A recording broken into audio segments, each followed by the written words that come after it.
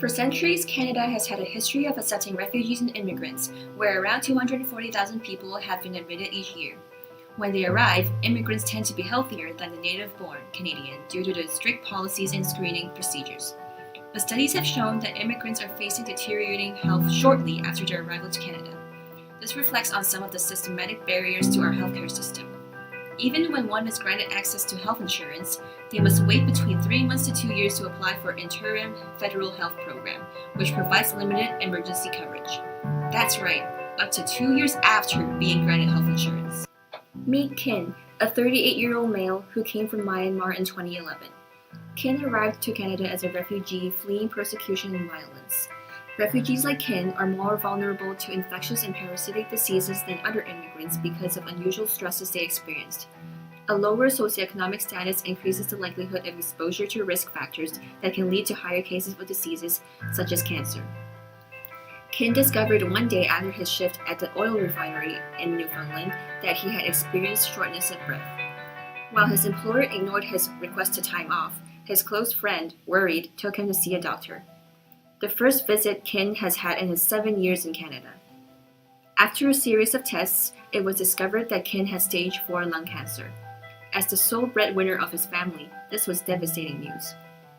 If there was more awareness, we perhaps could have avoided such a late diagnosis and provided Kin with a better outlook. 1 in 4 visible minority immigrants report experiencing some form of discrimination during the early years of resettlement. This can induce depression and trigger reactivation of previous infections, such as tuberculosis. Resettlement stress and exposure to a bad environment explain high rate of tuberculosis and cancer among new settlers that are usually seen 5 to 7 years after settling in Canada. Next, meet Lena, a 29-year-old female from Syria. Lena moved here with her 3 children to join her husband in Calgary, who has sponsored her after moving to Canada. Lena has trouble with the English language, making it difficult to understand her doctor.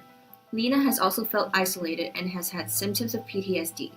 Some women might have survived pre-migratory losses, long family separations, or traumatic events that can have effects on their mental health. Marital issues can further exacerbate the issue for female immigrants. Lena lives with a controlling and abusive husband, who in the past has threatened to seize her sponsorship. This has had an impact on Lena's health, and she finds herself experiencing back pain at a very young age.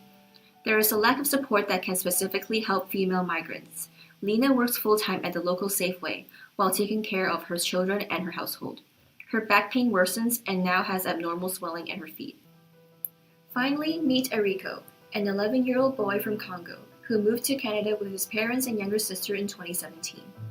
They have now settled in Mississauga, where Eriko goes to primary school.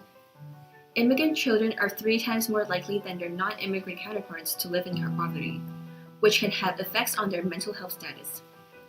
Eriko requires support to help him deal with psychological trauma which he has experienced from back home in his city of Kinshasa.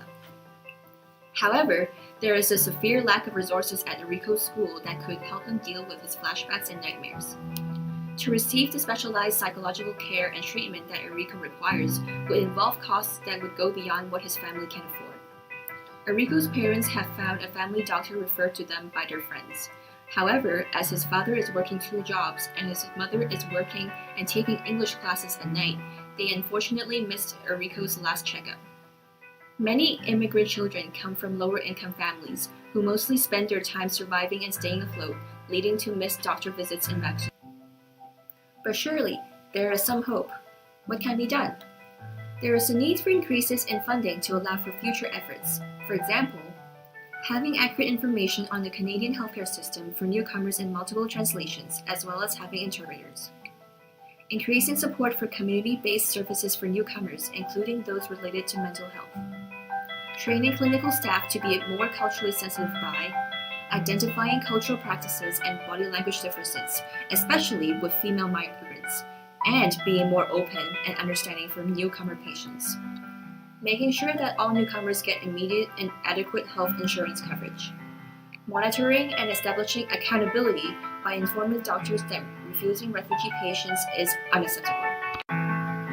Canada has been making changes with the use of agencies, organizations, and individuals. For example, the Canadian Centre for Refugee and Immigrant Healthcare strive to ensure all newcomers to Canada receive the healthcare they require. Collectively, we can merge the gap to ensure every resident of Canada has adequate healthcare access so that newcomers like Kin, Lena, and Eriko have the support they deserve as Canadians.